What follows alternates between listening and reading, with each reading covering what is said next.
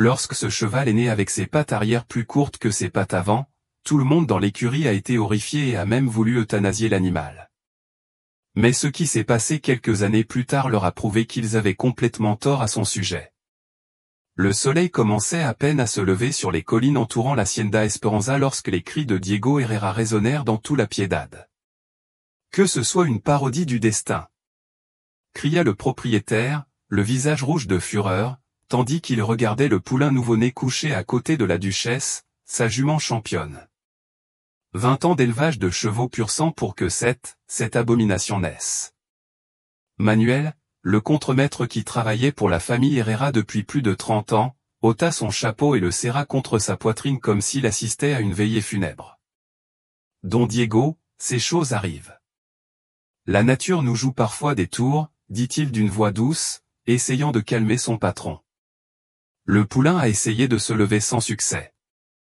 Ses pattes arrière, sensiblement plus courtes que ses pattes avant, semblaient incapables de le soutenir. À chaque tentative ratée, les hommes rassemblés autour ricanaient. « Silence !» cria Herrera en passant une main dans ses cheveux gris. « Cet animal est impressionnant. Duchesse, élevé avec Rayo, aurait dû être le meilleur poulain de toute la région, et regardez ce que nous avons, un animal estropié qui ne servira jamais à rien. » Raphaël, l'un des plus jeunes garçons d'écurie, osa demander. « Qu'est-ce qu'on fait de lui, patron ?» Herrera regarda le poulain avec mépris. La créature avait finalement réussi à s'asseoir, bien que son corps se balançait de manière instable. Ses yeux, cependant, affichaient une intensité déconcertante. « Cela ne vaut pas la peine de gaspiller de la nourriture pour lui, » a déclaré Herrera. « Nous le garderons jusqu'à ce qu'il puisse se séparer de la duchesse et ensuite nous verrons qui le veut pour la viande. » Les hommes hochèrent la tête solennellement, acceptant la décision de leur patron sans poser de questions. Pour eux, un cheval qui ne pouvait pas courir était comme un couteau émoussé, il était complètement inutile. Personne n'a remarqué la petite silhouette qui regardait depuis la porte de l'écurie. Joaquín Herrera, âgé d'accent grave peine 10 ans, avait entendu chaque mot prononcé par son grand-père. Ses grands yeux noirs, hérités de sa mère andalouse, s'étaient remplis de larmes alors qu'elle observait la scène. Le garçon attendit que les hommes quittent l'écurie avant de s'approcher du poulain. Il se déplaçait avec prudence, comme on le lui avait appris depuis qu'il se souvenait. La duchesse le regarda avec suspicion, mais permit au petit-fils du maître de s'approcher de son enfant. « Bonjour, petit », murmura-t-elle en tendant la main à l'animal pour qu'il la sente. « Ne faites pas attention à eux, vous n'êtes pas stupide. » Le poulain brun foncé, avec une tache blanche distinctive allant de son front à son cou, renifla la main du garçon puis la poussa doucement avec sa tête, cherchant plus de contact. Joaquín sourit à travers ses larmes et caressa le cou de l'animal. « Je promets que je ne les laisserai pas te faire du mal, » murmura-t-il. « Nous serons amis, toi et moi. » Le dîner à l'Hacienda se passa en silence, comme il était d'usage lorsque Don Diego était de mauvaise humeur. Carmen, la cuisinière et la gouvernante qui avait élevé Joaquín depuis la mort de sa mère en couche, lançaient des regards inquiets au garçon, qui touchait à peine à sa nourriture. « Grand-père, » dit finalement Joaquín, brisant le silence tendu. « Puis-je garder le poulain ?» Herrera leva les yeux de son assiette, les sourcils levés de surprise. « L'infirme » demanda-t-il, incrédule. « Pourquoi voudriez-vous un animal comme ça ? Joaquín, il n'est même pas assez bon pour tirer une charrette. »« Mais il pourrait être mon ami, » insista le garçon. « Je m'occuperai de lui moi-même, tu n'auras pas à t'inquiéter pour lui. » Don Diego laissa échapper un rire amer. « Ton ami ? Les chevaux ne sont pas des animaux de compagnie, mon garçon, ce sont des investissements. Et ce poulain ne sera jamais rien de plus qu'un fardeau. »« S'il te plaît, grand-père, » supplia Joaquín, les yeux brillants de détermination. « Je te promets que je ne te demanderai rien d'autre pour mon anniversaire. » Herrera posa sa fourchette sur son assiette et étudia son petit-fils. Depuis la mort d'Antonio, son fils unique, Joaquín était la seule famille qui lui restait. Le garçon avait grandi parmi les chevaux, montrant dès son plus jeune âge un don particulier pour les soigner.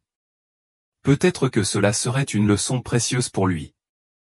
D'accord, concéda Théil finalement. Vous pouvez garder l'animal, mais à une condition, c'est vous qui en prendrez entièrement soin. Je ne veux pas que les palefreniers perdent leur temps avec un cheval qui ne fera jamais de profit. Le visage de Joachim s'illumina d'un sourire. Merci, grand-père.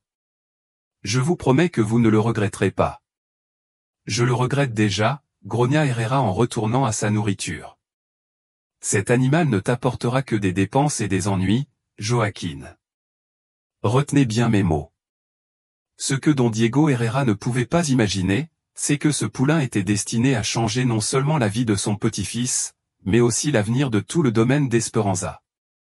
Cette nuit-là, alors que tout le monde dormait, Joachim s'est faufilé dans l'écurie. Il trouva le poulain recroquevillé à côté de sa mère, ses yeux brillants dans l'obscurité. « Tu as besoin d'un nom » murmura le garçon en caressant doucement l'animal. « Je t'appellerai Brave, parce que je sais que tu le hais, même si personne d'autre ne peut encore le voir. » Le poulain répondit par un léger hennissement, comme s'il comprenait l'importance de ce moment. Dans l'obscurité de l'écurie, Joachim ne pouvait voir les ombres projetées par la porte entr'ouverte, ni la silhouette de Manuel, le contremaître, qui observait la scène avec un mélange de compassion et d'inquiétude. L'homme secoua la tête et s'éloigna en silence, convaincu que le garçon et le poulain allaient tous deux affronter des moments difficiles dans ce ranch où seule la perfection était valorisée. Ce que personne ne savait, c'est que le destin avait déjà commencé à tisser ses fils, reliant les vies de ce garçon solitaire et du cheval que tout le monde considérait comme inutile dans une histoire qui transcenderait les frontières du domaine d'Esperanza. Les premiers rayons du soleil filtraient à travers les planches de l'écurie alors que Joachim se tenait déjà à côté de Valiant. 3 mois s'étaient écoulés depuis la naissance du poulain, et même si son état physique était encore évident, l'animal montrait une détermination qui surprenait même l'enfant. « Allez, Brave, tu peux le faire » murmura Joachim, tenant un peu de flocon d'avoine dans sa main tendue. Le poulain vacillait sur ses pattes inégales, luttant pour maintenir son équilibre alors qu'il se dirigeait vers le garçon. Chaque pas était une bataille, mais Valiant n'a jamais abandonné. Depuis l'entrée de l'écurie, Carlos et Ramon, 2 palefreniers, observaient la scène avec des sourires moqueurs. « Regardez cette démarche » commenta Carlos, assez fort pour que Joachim l'entende. « On dirait qu'il est ivre. »« Ce cheval ne servira jamais à rien » a ajouté Ramon en croisant les bras. Don Diego aurait dû le sacrifier le jour de sa naissance. Joachim serra les poings, mais ne répondit pas. Elle s'était habituée aux commentaires cruels, même si chaque mot lui faisait encore mal comme au premier jour. « Ne fais pas attention à eux » murmura-t-il à l'oreille de Brave lorsque le poulain l'atteignit enfin. « Ils ne peuvent pas voir ce que je vois. » Brave hennit doucement et poussa la main de Joachim, comme s'il comprenait parfaitement ce que disait l'enfant. Au fil des semaines, Joachim a développé une routine. Il se levait avant l'aube pour masser les pattes arrière de Valiant, une chose qu'il avait apprise en observant Don Esteban, le vétérinaire qui visitait régulièrement le ranch. Il l'emmenait ensuite se promener dans le pré près de l'écurie, loin des regards moqueurs et des commentaires blessants. Un matin, alors que Carmen préparait le petit déjeuner, la femme remarqua les cernes sous les yeux du garçon. « Tu fais trop d'efforts, gamin » dit-elle en plaçant une assiette d'œufs et de tortillas devant lui. « Cet animal ne mérite pas que vous sacrifiez votre santé. » Joachim leva les yeux de son assiette, les yeux brillants malgré sa fatigue. « Le courage mérite tout, Carmen. C'est le cheval le plus courageux que j'ai jamais rencontré. » Carmen soupira et caressa les cheveux du garçon. « Tu as le cœur de ta mère, Joachim, dit-elle. Elle a également vu de la bonté là où d'autres ne voyaient que des défauts. » La mention de sa mère fit sourire le garçon. Bien qu'il ne l'ait jamais rencontrée, les histoires qu'on lui racontait le faisaient se sentir proche d'elle. « Ma mère aurait compris à quel point Brave et spécial, a-t-il déclaré avec conviction. Un après-midi, alors que Valiant avait déjà 6 mois, Joachim l'emmena au pré où paissaient les autres poulains de son âge. C'était la première fois que j'essayais. Intégrer Valiant au reste du pack. Et même si j'étais nerveux, je croyais que c'était important pour le développement de l'animal. Don Diego observait de loin, avec Manuel à ses côtés. Le garçon continue de perdre son temps avec ce valorisado, commenta Herrera en secouant la tête. Le garçon est déterminé, répondit Don Diego. Manuel, la détermination est une qualité précieuse. C'est mal orienté, c'est juste de l'entêtement, a répondu le propriétaire. Et l'entêtement peut être dangereux. Dans le pré, les autres poulains s'approchèrent de Valiante avec curiosité. À la surprise de Joaquin, il n'y a pas eu de rejet immédiat. Les animaux ont accepté le nouveau venu, le reconnaissant peut-être comme faisant partie de leur espèce, malgré leurs différences. Pendant quelques minutes, tout semblait aller bien. Brave a même commencé à trotter aux côtés des autres, adaptant sa démarche particulière pour suivre le rythme. Joaquin avait l'impression que son cœur allait éclater de fierté. Mais alors, Rodrigo, le fils de Minus, l'un des propriétaires voisins qui visitait fréquemment le domaine d'Esperanza, apparut, montant son propre poulain. « Qu'est-ce que c'est que ce bordel » s'exclama-t-il en voyant Valiante, en laissant échapper un rire strident. Cela ressemble à un cheval avec 2 pattes. Joaquin sentit la rage monter dans sa gorge. Il s'appelle Brave, répondit-il d'une voix tendue, et c'est un meilleur cheval que le tien. Rodrigo, 3 ans plus âgé que Joaquin et connu pour sa cruauté, descendit de cheval et s'approcha de manière menaçante. Le meilleur cheval ? Se moqua Théil. Ce n'est même pas un cheval complet, c'est une aberration. Avant que Joaquin ne puisse répondre, Rodrigo a attrapé une poignée de terre et l'a jetée sur Valiante, qui a tressailli et reculé de peur. « Laissez-le tranquille !» cria Joaquin en se jetant sur le garçon plus âgé. Ce qui a suivi a été un combat inégal. Rodrigo, plus grand et plus fort, a rapidement mis Joaquin au sol, le frappant sans pitié. Le sang a commencé à couler du nez du garçon, mais même alors, il n'a pas abandonné. Soudain, un hennissement furieux traversa l'air. Brave, qui avait observé la scène, commença à avancer vers eux. Malgré sa démarche inégale, sa silhouette avait quelque chose d'imposant, ses yeux brillaient d'une intensité féroce et ses oreilles étaient aplaties contre sa tête en signe d'agression. Rodrigo s'arrêta, surpris par le comportement du cheval difforme.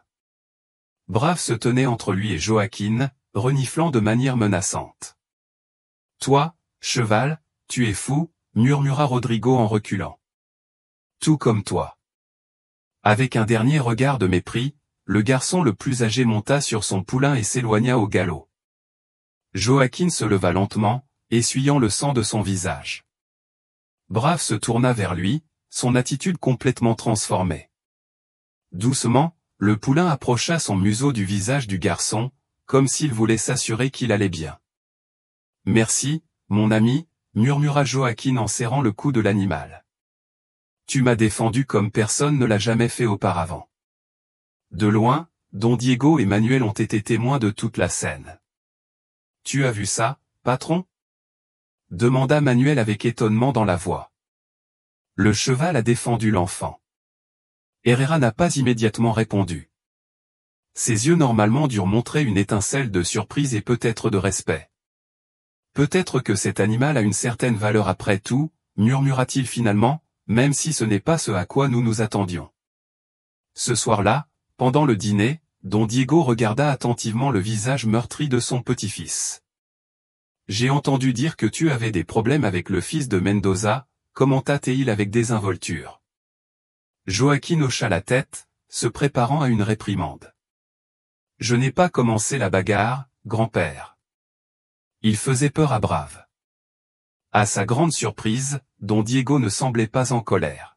« Manuel m'a raconté ce qui s'est passé ensuite » a déclaré le propriétaire en coupant un morceau de viande.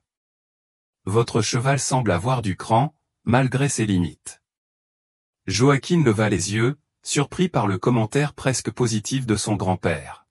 « Valiante est le cheval le plus courageux que je connaisse » a-t-il déclaré. « Il ne peut pas courir comme les autres, mais il a quelque chose de spécial à l'intérieur » a-t-il ajouté en tapotant doucement sa propre poitrine. Don Diego étudia son petit-fils pendant un moment, comme s'il le voyait pour la première fois. Ton père disait la même chose à propos d'un cheval que nous avions quand il était jeune, commenta Théil finalement. Vieux tonnerre. Personne ne croyait qu'il vaudrait quelque chose, mais Antonio a vu quelque chose en lui que le reste d'entre nous ne pouvait pas voir. Joaquin écoutait avec attention. Il était rare que son grand-père parle de son père. Et qu'est-il arrivé au vieux tonnerre? Demandait.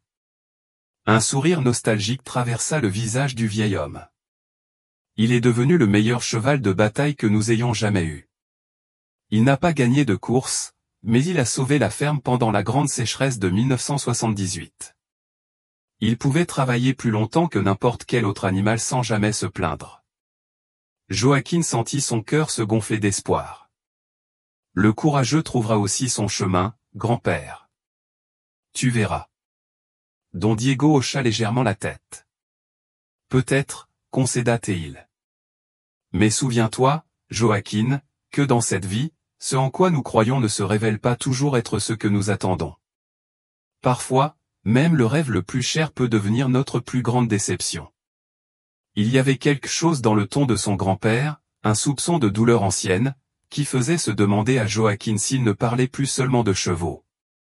Au fil des mois, Valiant a commencé à développer sa propre façon de se déplacer. Elle n'était pas gracieuse selon les normes traditionnelles, mais il y avait une fluidité dans sa démarche irrégulière qui était hypnotique. Joaquin a découvert que le poulain, maintenant presque un jeune cheval, pouvait se déplacer étonnamment vite lorsqu'il se sentait en sécurité. Un matin, alors qu'il s'entraînait au fond de l'hacienda, Joaquin eut une idée. « Et si on essayait de te faire me porter sur ton dos ?» dit-il à Valiant en lui caressant le cou. « Je ne suis pas très lourd et nous pourrions y aller doucement. » Le cheval répondit par un léger hennissement, comme s'il acceptait le défi. Avec précaution, Joaquin grimpa sur un rocher et, de là, glissa sur le dos de Valiant. L'animal se tendit momentanément, mais n'essaya pas de se débarrasser de l'enfant.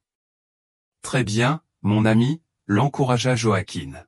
« Maintenant, avancez lentement, un pas à la fois. » À leur grande surprise, Valiant était non seulement capable de marcher avec Joaquin sur son dos, mais il semblait plus stable avec le poids supplémentaire.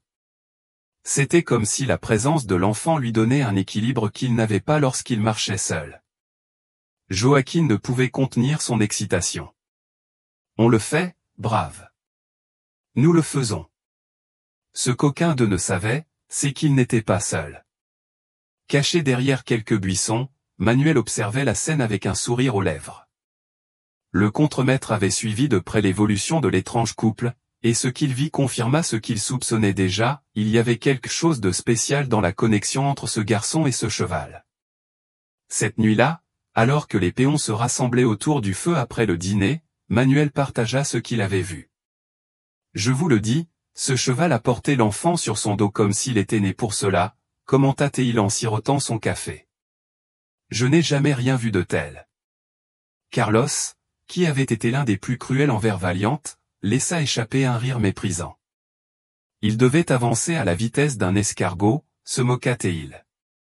Cet animal ne peut même pas gérer sa propre ombre. Je ne sais pas, a répondu Santiago, l'un des plus jeunes serveurs.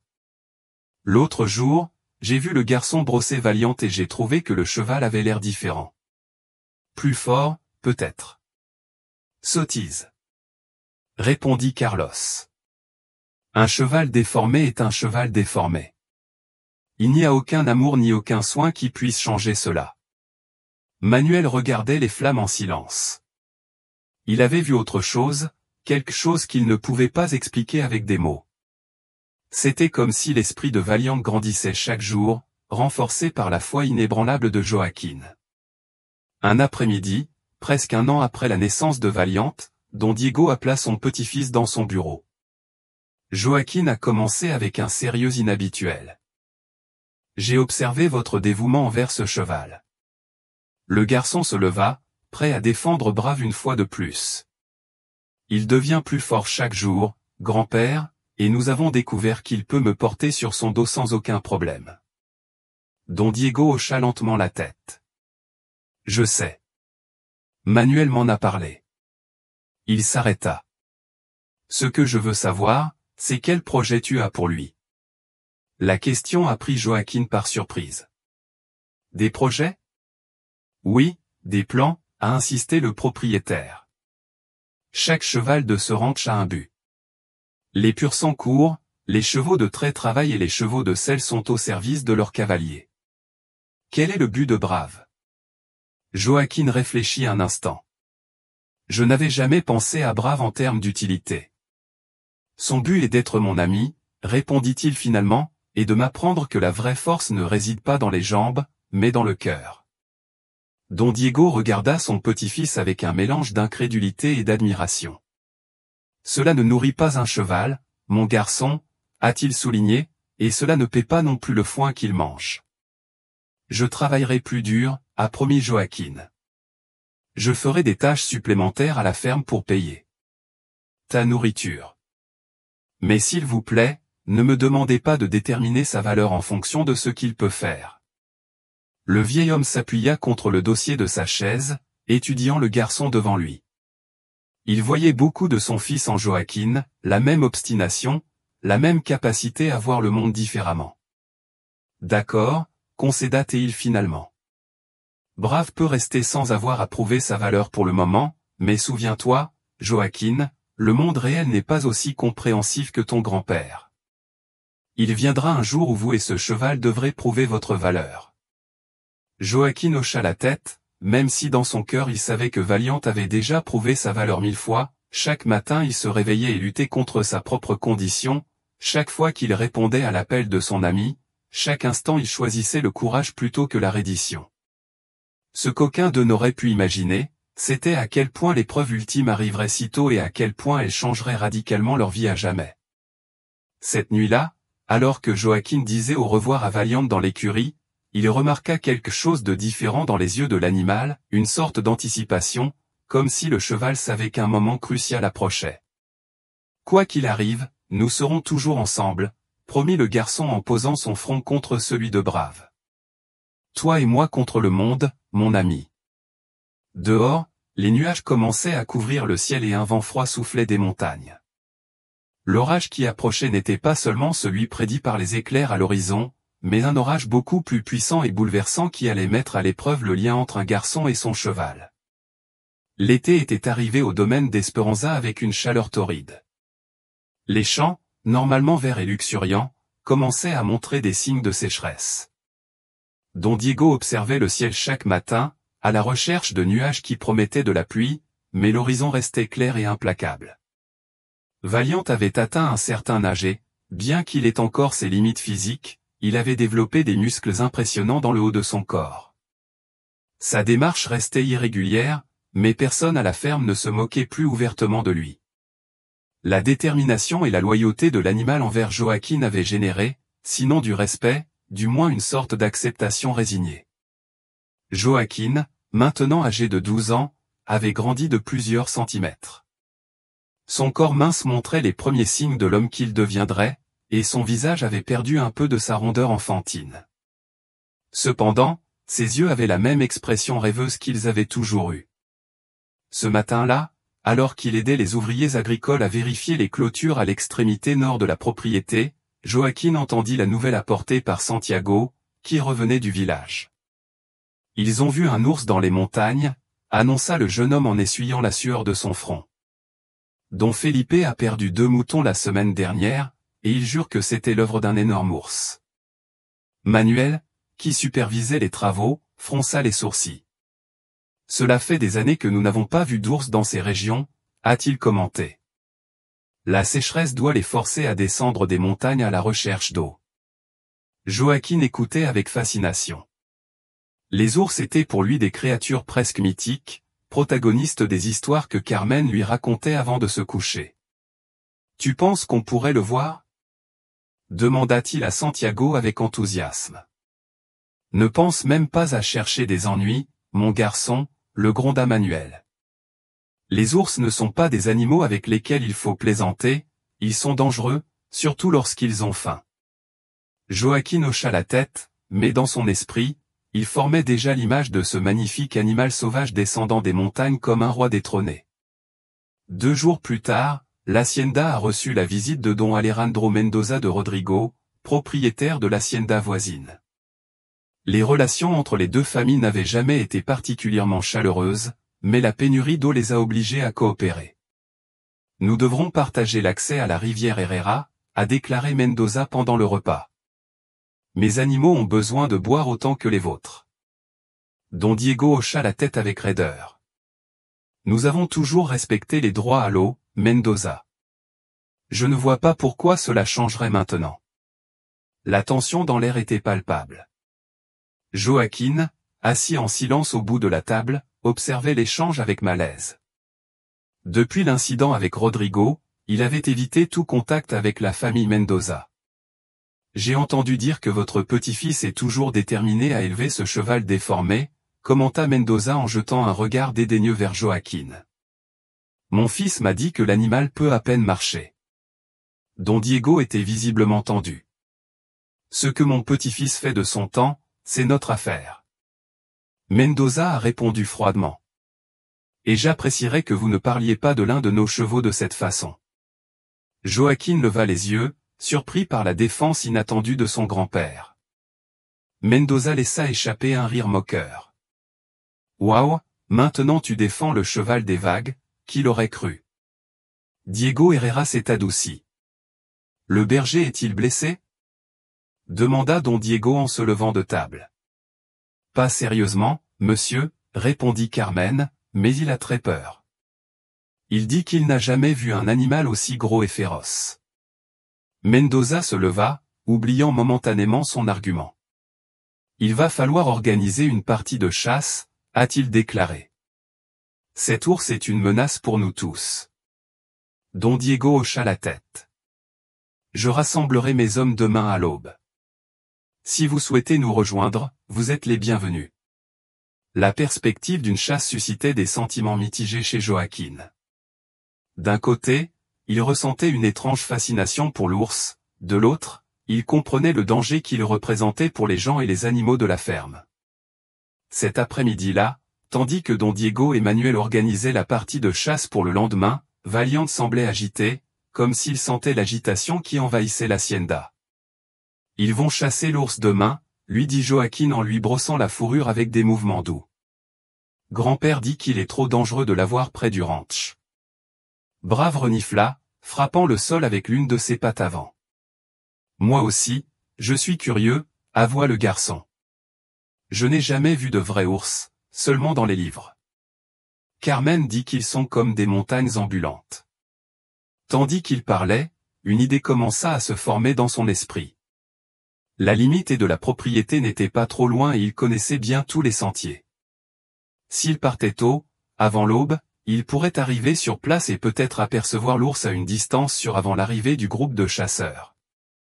Ce sera notre secret, murmura-t-il à Valiente, déterminé. Nous irons ensemble à l'aube. La nuit passa lentement pour Joaquín, qui pouvait à peine dormir en pensant à l'aventure qui l'attendait. Il s'est levé alors que le ciel était encore sombre, s'est habillé de vêtements chauds malgré la chaleur attendue de la journée et a quitté tranquillement la maison. Dans l'écurie, Valiente le salua d'un doux hennissement, comme s'il l'attendait. « Chut, mon ami, il faut se taire », murmura Joaquín en plaçant la bride qu'il avait conçue spécialement pour lui. « Nous ne voulons réveiller personne. » Avec précaution, il monta sur le dos de Brave. Il s'était tellement entraîné que maintenant le mouvement leur semblait naturel à tous les deux. Le cheval, comme toujours, semblait plus stable avec le poids de Joaquín sur lui. Ils quittèrent l'écurie et se dirigèrent vers l'est, en restant loin de la route principale. Le ciel commençait à s'éclaircir légèrement, annonçant l'approche de l'aube. L'air frais de l'aube remplissait les poumons de Joaquín, mêlé à l'excitation de l'aventure interdite. Ils avançaient à travers champs et collines, suivant des chemins que seul Joaquín connaissait. Le garçon avait exploré tous les recoins du domaine depuis aussi longtemps qu'il s'en souvenait, découvrant des endroits secrets que même les ouvriers qui y travaillaient depuis des décennies ne connaissaient pas. Le soleil commençait à peine à se lever à l'horizon lorsqu'ils atteignirent la frontière orientale. Là, le terrain est devenu plus accidenté et les arbres, rares sur le reste de la propriété en raison de la sécheresse, ont poussé plus densément grâce à la proximité d'un petit ruisseau saisonnier. Joaquin descendit de cheval, permettant à Valiant de se reposer pendant qu'il explorait à pied. « Attends-moi ici, mon ami », ordonna-t-il en attachant la bride à une branche basse. « Je vais juste jeter un coup d'œil rapide. » Le bosquet était calme, presque magique dans la faible lumière de l'aube. Joaquin avançait prudemment, ses sens à l'affût du moindre bruit ou mouvement. Il n'était pas sûr de ce qu'il s'attendait à trouver, mais l'excitation de l'inconnu le poussait en avant. Après quelques minutes d'exploration, il arriva à une petite clairière où le ruisseau formait une mare peu profonde. À sa grande déception, il n'y avait aucun signe de l'ours. Peut-être était-il arrivé trop tard ou peut-être que l'animal s'était déplacé vers une autre zone. Il était sur le point de se retourner lorsqu'il entendit un craquement de branches derrière lui. Il se tourna lentement, espérant voir Brave qui aurait pu s'échapper. Ce qu'il a vu lui a glacé le sang. À moins de 10 mètres, un énorme ours brun se tenait sur ses pattes arrière. Sa silhouette imposante se découpant sur la lumière de l'aube était bien plus grande que ce que Joaquin avait imaginé, avec des griffes en forme de poignard et un museau ridé dans un grognement terrifiant. Le temps semblait s'être arrêté. Joaquin se souvenait vaguement des conseils qu'il avait entendus sur ce qu'il fallait faire s'il rencontrait un ours, ne pas courir, faire le mort, avoir l'air grand. Mais son esprit était paralysé par la peur, incapable de décider quoi faire. L'ours laissa tomber ses pattes avant au sol avec un bruit sourd et commença à avancer vers lui en grognant de manière menaçante. C'est à ce moment-là que l'instinct a pris le dessus. Joaquin s'est retourné et a couru, oubliant tout ce qu'il savait sur la façon d'agir avec un ours. La panique l'envahit complètement. Il pouvait entendre l'animal le poursuivre, ses lourdes pattes écrasant la végétation sur son passage. L'adrénaline lui donnait de la vitesse, mais il savait qu'il ne pourrait pas la maintenir longtemps. L'ours était plus rapide et avait plus d'endurance. « Aide !» cria-t-il à plein poumon, même s'il savait qu'il était trop loin pour que quiconque au ranch puisse l'entendre. Relief. Il trébucha sur une racine et tomba face contre terre. L'impact lui a coupé le souffle. Il essaya de s'asseoir, mais la peur avait paralysé ses membres. Il s'est retourné sur le dos juste à temps pour voir l'ours s'approcher à quelques mètres de lui. À ce moment-là, alors que Joaquin était sûr qu'il allait mourir, un hennissement furieux retentit dans l'air.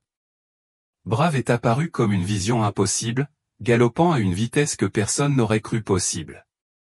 Pour lui, ses pattes arrière, normalement maladroites et instables, semblaient avoir trouvé une force et une coordination surnaturelles. Son corps bougeait avec une fluidité qui défiait sa condition physique, animé par une détermination farouche. Au ranch, Manuel et un groupe de fermiers se préparaient pour la chasse lorsqu'ils entendirent du vacarme dans l'écurie. « Qu'est-ce qui se passe là-bas » demanda Carlos en ajustant la sangle de sa selle. Santiago, qui était plus proche, poussa une exclamation de surprise. « C'est le cheval du garçon. » Brave s'est lancé vers l'est. Il n'y avait aucun moyen pour qu'il puisse courir vite, se moqua Carlos, mais Santiago courait déjà vers le corral. « Je vous dis que j'allais comme le vent, » insista-t-il. « Je n'ai jamais rien vu de tel. » Manuel, fronçant les sourcils, s'approcha de la porte de l'écurie. C'est alors qu'il remarqua autre chose. « Où est Joaquin » demanda-t-il, une horrible sensation grandissant dans sa poitrine. « Quelqu'un a vu l'enfant ce matin ?» Les hommes se regardèrent, comprenant soudain la gravité de la situation. « Vite, » ordonna Manuel, « monte et suis-moi. Le garçon doit avoir des ennuis. » Dans le bosquet, Valiant se tenait entre Joaquin et l'ours, reniflant avec défi. L'énorme prédateur, surpris par l'apparition soudaine, s'arrêta momentanément. Joaquin, toujours au sol, regardait la scène avec incrédulité. Brave, son cheval d'armurier, se tenait comme un gardien devant la bête sauvage. L'ours, se remettant de sa surprise initiale, poussa un rugissement assourdissant et se précipita en avant. Brave n'a pas reculé. Avec une agilité impensable, il esquiva la première attaque et contre-attaqua en donnant un coup de pied avec ses pattes avant, qui atterrirent directement sur le museau de l'ours. Le prédateur recula en secouant furieusement la tête. Du sang tachait sa fourrure là où les sabots de Brave l'avaient frappé. « Courageux, sois prudent !» cria Joaquin en essayant de se lever. L'ours enragé chargea à nouveau. Cette fois, il réussit à atteindre Valiant avec ses griffes, laissant des sillons sanglants sur le flanc du cheval. Mais l'animal n'a pas abandonné. Avec un hennissement de douleur et de fureur, Brave chargea l'ours de tout son poids, le poussant en arrière. Le combat était féroce, primitif. Deux forces de la nature s'affrontent dans une danse mortelle. Courageux, malgré son désavantage physique, il compensait par une détermination qui semblait surhumaine. Chaque fois que l'ours l'atteignait, le cheval répondait avec la même férocité. Joaquin a finalement réussi à se relever. Il cherchait désespérément quelque chose qu'il pourrait utiliser comme arme, n'importe quoi pour aider son ami. Il trouva une épaisse branche tombée et la ramassa, se dirigeant vers le combat. « Laissez-le tranquille !» cria-t-il en frappant l'ours dans le dos de toutes ses forces. Le coup ne sembla guère déranger l'énorme animal, qui se tourna brièvement vers Joaquin, comme s'il décidait lequel de ses adversaires il devait éliminer en premier. Ce moment de distraction était tout ce dont Valiant avait besoin. Avec une impulsion née du désespoir, le cheval se cabra sur ses pattes arrière, défiant toutes les limitations que son corps lui avait imposées depuis sa naissance. Pendant un instant, il resta parfaitement droit, majestueux dans sa fureur protectrice, puis abattit ses pattes avant sur l'ours avec une force dévastatrice. L'impact a été brutal. L'ours recula en titubant, momentanément abasourdi. Brave ne lui a pas laissé le temps de récupérer. Avec une série de fentes et de coups de pied, il a poussé le prédateur de plus en plus loin de Joaquin, dans le fourré de la forêt. Finalement, après ce qui semblait être une éternité mais qui n'était probablement que quelques minutes, l'ours a décidé que la proie ne valait pas l'effort. Avec un dernier rugissement de frustration, il se retourna et disparut dans les arbres. Le silence qui suivit était presque irréel après tant de chaos. Courageux, haletant lourdement, il se tourna vers Joaquin. Sa belle fourrure était tachée de sang, le sien et celui de l'ours, et plusieurs coupures profondes sillonnaient son corps, mais ses yeux brillaient toujours aussi fort, peut-être même plus fort. Courageux, murmura Joaquin en s'approchant de son ami, les larmes aux yeux. Tu m'as sauvé la vie. Le cheval inclina la tête, permettant à Joaquin de poser son front contre le sien, dans ce geste intime qu'ils avaient partagé tant de fois. Tu es le cheval le plus courageux du monde, continua le garçon, la voix brisée par l'émotion. Je l'ai toujours su, toujours. À ce moment-là, le bruit des sabots qui approchaient rompit le silence de la forêt. Manuel et les péons apparurent entre les arbres, leurs visages transformés par l'alarme. Joaquin, s'exclama Manuel en descendant de cheval d'un bond. Es-tu blessé? Le garçon secoua la tête, sans quitter Valiant. Je vais bien, mais Brave est blessé, répondit-il. L'ours nous a attaqués et il m'a défendu, il a combattu l'ours. Manuel l'a fait fuir. Les hommes regardaient le cheval avec une expression d'incrédulité. Est-ce que ce cheval a combattu un ours? Demanda Carlos, le même qui s'était moqué de Valiant tant de fois et l'avait fait reculer. Joaquin hocha la tête et caressa le cou ensanglanté de son ami. Et pas seulement ça, a ajouté Santiago en désignant le sol. Regardez les traces, ce cheval a galopé comme un démon pour arriver ici. Je n'ai jamais rien vu de tel. Manuel s'approcha de Valiant et examina ses blessures avec une expression grave. Nous devons le reprendre, a-t-il déclaré. Il perd beaucoup de sang. Ensemble, ils ont aidé Joaquin à monter Valiant, qui, malgré ses blessures, est resté ferme. Le retour à l'hacienda fut lent et prudent, les hommes escortant le garçon et son cheval comme s'ils étaient des trésors inestimables. La nouvelle de ce qui s'était passé s'est répandue dans le domaine comme une traînée de poudre. Lorsqu'ils arrivèrent à la cour principale, tous les habitants étaient rassemblés, y compris Don Diego, qui s'avança vers eux avec un visage pâle. Joaquin s'exclama en serrant son petit-fils dans ses bras dès qu'il descendit de cheval. À quoi pensais-tu, petit téméraire?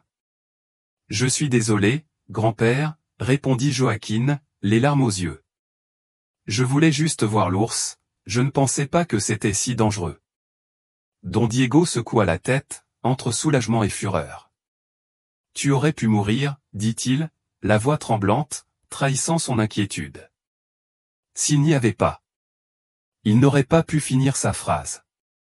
Son regard s'était posé sur Valiant, qui se tenait debout malgré ses blessures, le regard fier, défiant le monde entier. S'il n'y avait pas Valiant, a complété Joaquin. Il m'a sauvé, grand-père. Il a combattu l'ours jusqu'à ce qu'il s'enfuit. Un murmure parcourut la foule.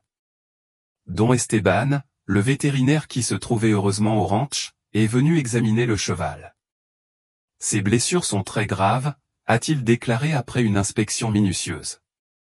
Il aura besoin de beaucoup de soins pour se rétablir.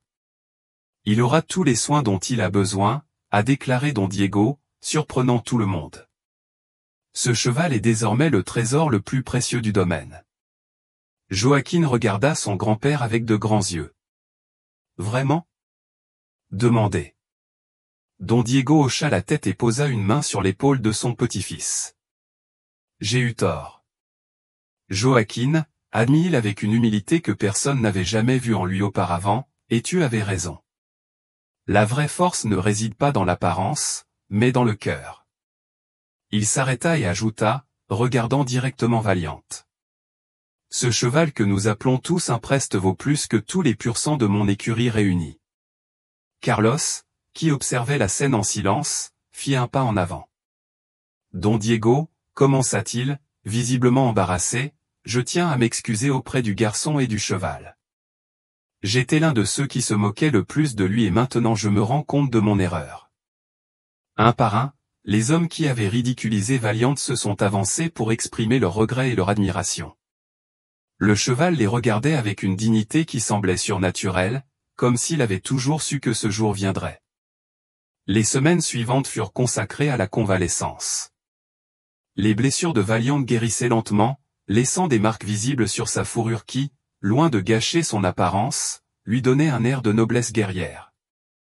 Don Diego fit construire pour lui une écurie spéciale, la meilleure de tout le domaine, et ordonna qu'on lui donne la meilleure nourriture et les meilleurs soins. Les mêmes hommes qui l'avaient auparavant méprisé se disputaient désormais l'honneur de le servir.